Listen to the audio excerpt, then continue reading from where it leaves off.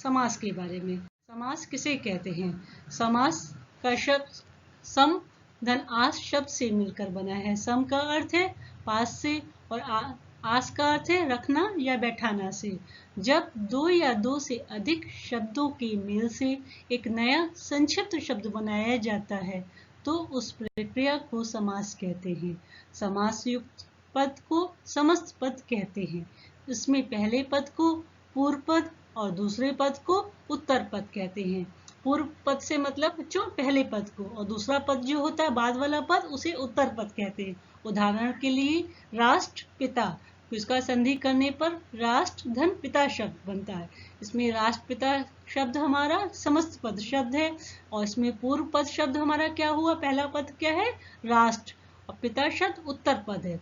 इस जैसे कि राष्ट्र का पिता, और दूसरा एग्जाम्पल है राजा का पुत्र। इसमें राजा हमारा पूर्व पद हो गया और पुत्र जो है उत्तर पद हो गया, तो राजा का पुत्र मीन्स राजपुत्र।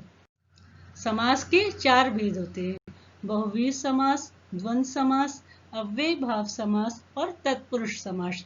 तत्पुरुष समास के अंतर्गत भी 2 तरह के समास आते हैं: द्विगु समास और कर्मधारय समास।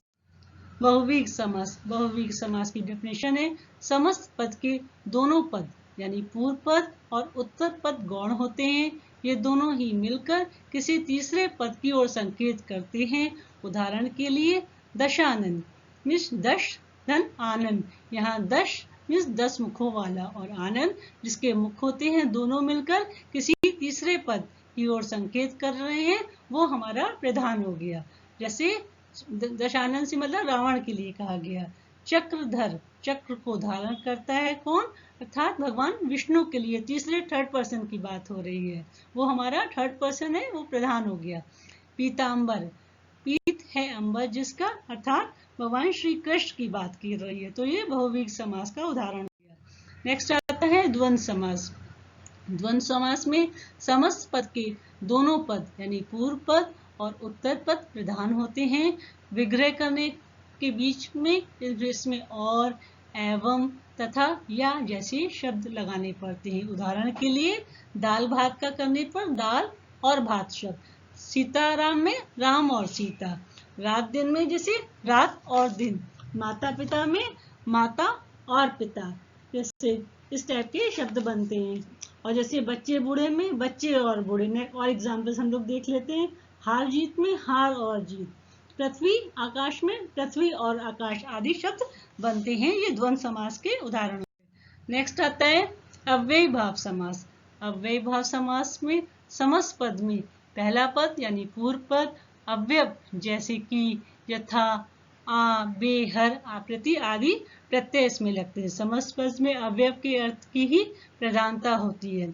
और जब एक ही शब्द का बार बार पुनरावर्तन रेपिटेशन होता है तो उसे भी अव्यय भाव समास कहते हैं। इसमें अव्यय लगते हैं बच्चों। जैसे उदाहरण के लिए आजन्म, आजन्म में जन्म से लेकर, यहाँ हमारा अव्यय क्या हो गया? जन्म से पहले आ लगा है तो यहाँ पर आ हमारा अव्यय हो गया।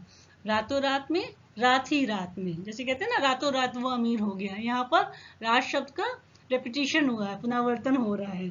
और एग्जाम्पल हम लोग देख लेते हैं बच्चों। जैसे समस्त पद हमारा प्रतिदिन शब्द है तो इसमें प्रतिदिन, तो इसमें अव्यय हमारा प्रति हो गया और विग्रह करने पर दिन दिन।